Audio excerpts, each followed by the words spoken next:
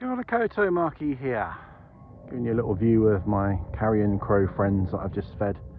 They're keeping a bit of a safe distance. So, for those of you who haven't visited this channel before and don't know who I am, my name is Mark, and I am the clinical director of an organisation called Retroactive, and we specialise in helping people with a condition called retroactive jealousy. Now, you're probably watching this video because you have retroactive jealousy, or maybe you're one of the general followers of the channel. If you're a general follower of the channel and you don't know what retroactive jealousy is, we've got plenty of videos, over 200 now, on different aspects of retroactive jealousy. So check one of those out and it'll tell you all about retroactive jealousy. But if you know about retroactive jealousy, maybe you suffer from it or your partner suffers from it, you won't need an explanation. But what we do, we provide therapy, specialist therapy. We're all qualified. We're an international team, so we do online stuff for people all over the world. And we also do a whole bunch of free stuff as well. So like I said, over 200 YouTube videos on different aspects of retroactive jealousy, even more on the Patreon channel. And we've got a free daily program that you can do. And we've got, what else have we got? We've got a low-cost program as well, which is again online. It's a webinar. So we do lots of things to help people with retroactive jealousy. We have a presence on a lot of different social media. And I'm a psychotherapist by trade, and yeah, that's probably all you need to know. I haven't done a video on retroactive jealousy for a long time. The crows are fighting. For a channel that's about retroactive jealousy, we don't just talk about retroactive jealousy, because with YouTube channels you're supposed to post quite regularly, otherwise your channel just dies.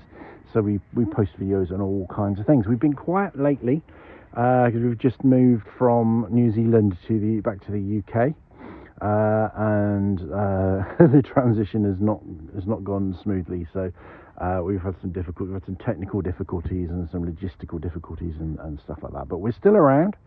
We're still providing therapy, and we don't post many videos on retroactive jealousy, or we don't post frequently on retroactive jealousy, because I only like to put stuff out when I've got something useful to say. I don't like rehashing things or scraping the barrel. So that's why you probably haven't seen us around on the scene, doing prolific videos every week on RJ. But something occurred to me yesterday. I had an epiphany at Tiffany's.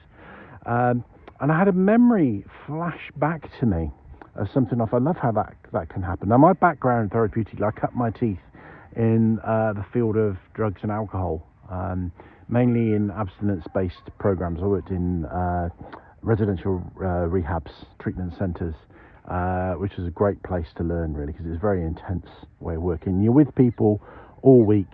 So it's not just like being a therapist where you see somebody for an hour a week. You're around them all the time, and you're working as a team, so you get to work really intensely with people, but also you get to observe people's behaviour, what they do, how they are when they're about to relapse, or they're or knowing when they're doing well. It's a great way of working. I miss it in many ways. Now, in terms of therapy, it's informed by research, and the whole world is going, the whole psychology movement, the whole psychology profession is becoming much more of a science and less of an art. So psychotherapy, they say it's half art, half science, and I think that's absolutely true. But that's one way of looking at it. Another way of looking at it is it's half research based and half received wisdom. So there are things that, as a clinician, you learn, which you would never get from a book or a paper, and you learn things from mostly from the clients. The clients are the teachers, and the drug and alcohol movement has a very long established tradition of self-help.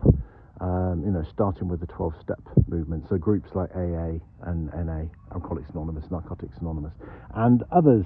And there's a whole mass of received wisdom that comes down through those fellowships in the forms of often little slogans, little sayings, often quite short, but just a few sentences containing a whole world of wisdom, which is really helpful for people recovering. So I had one come back into my head because I was thinking about RJ, and isn't it beautiful how the brain worked? And a slogan that was actually supposed to, it was based on. I think it was kind of mainly based on alcoholism, but I think it definitely applies to all forms of addiction. But the phrase, as I remember it and as it came into my head, was, "You will never win an argument with an alcoholic, or you'll never win an argument with an addict,"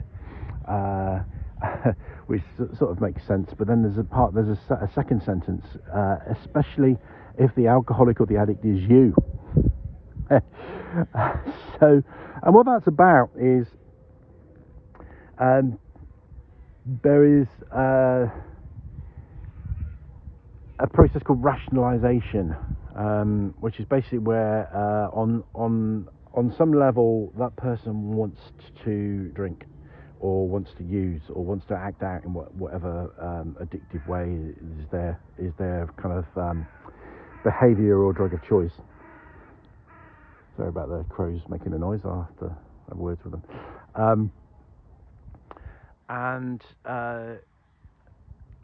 Because there's this strong desire to do that, the unconscious mind and the conscious mind to some degree will come up with all kinds of crap, which seems very convincing and can convince you why you have to do that, or why you have to go and do something that is a preamble to a relapse, a prelude to a relapse, I should say. So relapse is often not just somebody wants to have a drink, they have a drink. There's often like a series of processes that they go through, and there's terminology for this, and I've talked about this in other videos, so I'm not going to go too much at length on this. But somebody that wants to have a drink will often there'll be a whole kind of series of stages that they will put themselves through. They'll put themselves in risky situations. They'll talk to risky people. They'll go to risky places. They'll make risky decisions. They'll start arguments for no apparent reason, and then they'll drink or use or whatever it might be. And the mind, the rationalization, the mental conjurations that occur are quite amazing. And I've worked with people who you can just see that they're talking themselves into a lapse or a relapse, and they will not hear you, and they will sometimes it can be very kind of convincing argument. Sometimes it's a very stupid argument, but held with great confidence and immense kind of strength of belief. So full of shit really is the word, but sometimes in a very convincing way. And people will talk themselves into a relapse, despite the fact that consciously that's the last thing they want. They want recovery. They want to have a good life. They want to have nice relationships. They want to have a manageable life. Crows have all gone, so there's nothing for you to look at now, is there? I'll give you a slightly different view. Sorry, this camera case is interfering with the shot. So just a quick tangent. This channel is all meat and no potatoes. There's no garnish, there's no production value, there's no frills. I'm neurodivergent, so I get distracted. As you can probably tell, I have ADHD, and a crow flies by or a falling leaf happens, I will go off on a tangent, and that's the nature of this channel. If you don't like that, don't leave snarky comments. Go and find another channel. But this channel, I would say, is probably I know is the most useful channel on retroactive jealousy. Our material on retroactive jealousy is based on the fact that I'm in recovery from retroactive jealousy myself. I used to have it, and I worked through it, came out the other side, as well as being a psychotherapist, and having worked with lots of people with retroactive jealousy, and also been involved with a team of people who also do the same, and facilitating groups online. So the content on here is excellent. The presentation is terrible. Okay, so as long as you know that, we'll get along just fine. So you will never win an argument with an addict, especially if the addict is you. Okay, and I just realised that applies just as much to somebody with RJ or somebody with any form of OCD, really. But we're talking about RJ here. So you will never win an argument with somebody with RJ, with an RJer, especially if the RJer is you. And I thought, yes, that is so true. I think that's maybe even is more true than it is for addiction, in fact. So addiction and OCD are different processes, but they have similarities. So they both have compulsions. But they are different, but there are lots of similarities, and there's lots that can be learned from the addiction field that is very, very helpful with retroactive jealousy and OCD in general. So how does this apply to RJ? How does this kind of work? Well, what I find is working with people with retroactive jealousy is they will get into really kind of complex arguments to convince themselves that their partner is wrong or has done bad things, and how that's something that they cannot get over. They will actually actively tell themselves this. And I made the mistake in the past working with people of getting into the argument and using what you call a kind of a CBT, a cognitive behavioural therapy approach, where you kind of you challenge distorted thinking, because it is distorted thinking that occurs with RJ. And you challenge the distorted thoughts. So, well, let's test that out. Is that, it's not just like a case of telling the person they're wrong. It's a case of encouraging the client to test their own beliefs and say, well, hang on a minute, could you look at that in a different way, or is that accurate? And all this kind of discussion can actually make it worse. Because what you're doing is really you're encouraging your client to ruminate more. People with retroactive jealousy do this already. They do this on their own. They don't need therapists to help them do it. I think there are some cases where challenging beliefs can be helpful, and I think it's very nuanced. So I wouldn't say I would never challenge someone's belief with retroactive jealousy, or get them to encourage them to look at things in a different way. But I guess what I would say is, it's never good to spend a lot of time getting into the rights and wrongs of sexual behaviour, romantic behaviour, and that in an abstract way. Really, it's not helpful. So what we need to do instead is encourage the client to stop arguing with themselves, and just recognise that their thoughts are part of a disordered process. Therefore, don't engage with them. So if you come across somebody who how can I put this? Somebody with somebody that's very, very delusional. You wouldn't argue with them. Somebody's very, very delusional. We're talking kind of psychosis here, which is a different condition to obsessive compulsive disorder. But obsessive compulsive disorder can sometimes look like psychosis in some ways, in the way that it distorts thinking so much. But let's say somebody that's completely lost touch with reality, and sometimes you see these poor souls, out in public, shouting at traffic. And they've got all kinds of, usually often quite scary, disturbing beliefs and thoughts going through their mind, often very paranoid, thinking that people are persecuting them and stuff like that. you wouldn't go up to one of those people and say, "Hey, why are you shouting at traffic? There's no, there's no point in that. It doesn't make sense." And then get in a conversation with them, and then they start to tell you a little bit about their paradigm, their world, their life experience as they see it, which might be, somebody's put a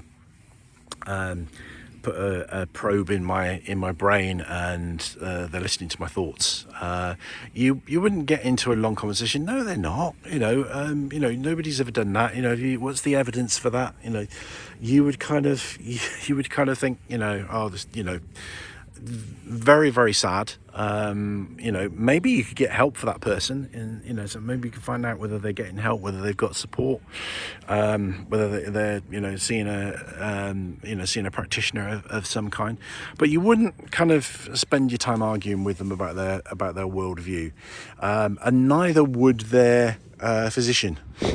Neither would their psychiatrist or mental health worker that's working with them. You'd get them help in some other way. So now imagine that person, that very deluded psychotic person that's shouting at the traffic. Imagine that is your OCD. That is your RJ. Your RJ is, in fact, this is a on the spot here. I've just come up with a good exercise. This has just occurred to me now. Is picture your RJ as a very mentally ill, deluded, psychotic, maybe schizophrenic person who is completely lost touch with reality, and is acting and thinking in a very extreme, distorted way, in a way that's harming themselves and causing potential harm and distress to others. Imagine that is your RJ. Okay. Now, I know a lot of people use that kind of depersonalization technique with RJ in general, whether they imagine that the RJ isn't them, it's this other personality, which generally is a good thing to do. There probably are some cases where some kind of psychology where it might not be good to do that, but for the most part that's quite a good technique. So the RJ, you think of it as somebody else or something else. So with the antidote technique, and check out the video on the antidote technique, you use a short phrase to say to yourself every time you get triggered. This is part of the antidote technique. You say to yourself something. We've got a dog coming to see me. Hello? No, he's not coming to see me. He's sniffing out the food. He's eating the food that I put down for the crows. Now, he can't. I've got a stash of food here he's heading for. So, see what I mean about being distracted and ADHD? So you say some kind of phrase, and the kind of phrase that's kind of helpful is, some people say it's not me, it's my OCD. My one was, I can't trust my thoughts on this. They're not. Yeah, that was it basically. I can't trust my thoughts on this, because you want to keep your phrase short. But the kind of longhand unspoken part of that is I can't trust my thoughts on this because they're crazy.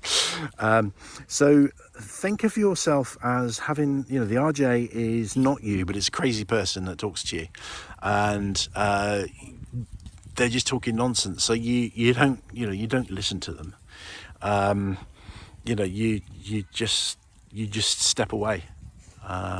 Which is everything that I've always said in terms of treatment, and the antidote technique is very much about that. Stepping away from the thoughts, not engaging with the thoughts. But I think that phrase, you can't win an argument with an RJer, especially if the RJer is you, is really, really useful. I think that's a really, really useful. Stick that on your fridge. Write that down and stick it on your fridge. And don't get into an argument with yourself. Don't get into an argument with other people either. It's really not good to have that kind of conversation with other people. And don't get into that argument with your therapist. Like I say, that there's areas where some discussion around these kind of issues is useful. I think it's useful to talk about values, because I think you have to identify what's your core values versus what is the RJ, what's the distortion. But the ultimate thing is, and again, I'm straying into stuff that I've covered in other places as well, but is very valuable. So we'll touch on it here as a kind of reminder.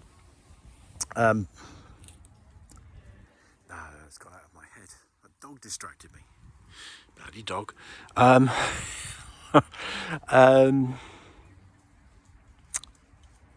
Oh, and I don't edit videos as well, by the way.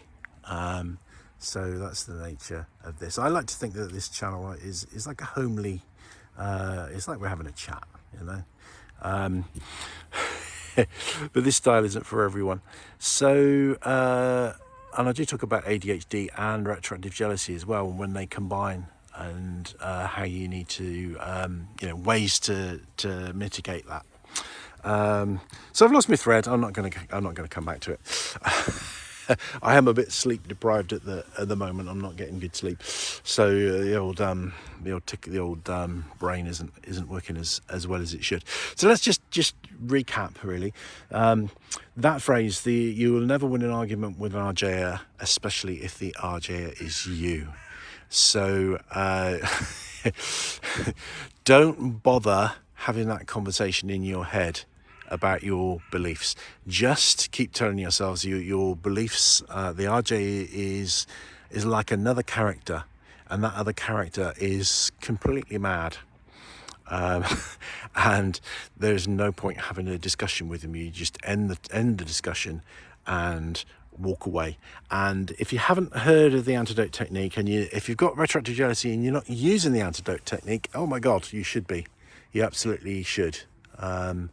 People often say, you know, talk about ERP, exposure response prevention, which is a technique for a very well evidence-based technique for retroactive jealousy. For all forms of OCD, the antidote technique actually incorporates elements of ERP, but in a more painless way. Okay, in a more humane and gentle way. So it is using that technique. It is, you know, part of that evidence base, but it's a technique that's very, very effective for just ending the discussion with the mad person. So before I lose the thread and lose the plot completely or anything else, I will make my farewells. If you can help us by subscribing, liking, you can give us buy us a coffee, and you can join. You can do all sorts of things now. You can join us on Patreon. There's lots of ways that you can help. If you want to help, if you want to see retroactive jealousy have a higher profile, more people be aware of it, more campaigning for more effort to be put into the treatment of it. The other thing as well is that I have an associate at the moment that's doing some research into retroactive jealousy, and he's looking for some people to fill in a research questionnaire. So if you want to help with that, let me know. I will see if I can put a link to that in the description. But it's on the Facebook groups that we run. So look out for that research project, and help if you can, because we need help. It's an under-recognised condition. And most of the people that have retroactive jealousy, just think they're bad.